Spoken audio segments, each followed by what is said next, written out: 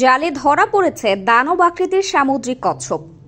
পটুয়াখালীর গলাচিপা উপজেলার সদর ইউনিয়নের ৭ নং ওয়ার্ডের পক্ষিয়া গ্রামের মোহাম্মদ সাইফুল ইসলাম নামের এক জেলের জালে ধরা পড়েছে দানব আকৃতির ৪২ কেজি ওজনের একটি সামুদ্রিক কচ্ছপ। ২৪ নভেম্বর রবিবার সকাল ৬টার দিকে এক জেলের জালে ধরা পড়ে বিশাল আকৃতির সামুদ্রিক কচ্ছপ। পরে স্থানীয়দের সংবাদের ভিত্তিতে উপজেলা বন বিভাগের কর্মকর্তারা ঘটনাস্থলে উপস্থিত হয়ে কচ্ছপটি জব্দ করেন। কচ্ছপটি অলিভ রাইডলি সি টার্টল, জলপাইরঙা সাগর কচ্ছপ বা পান্না কচ্ছপ বলে শনাক্ত করেন বন বিভাগ ও animal lovers of Patuakhali ALP এর গলাচিপা উপজেলা টিম লিডার মোহাম্মদ সোহেল হোসেন রাসেল। কচ্ছপটি এক নজর দেখার জন্য এলাকার উৎসুক জনতা ভিড় করেন।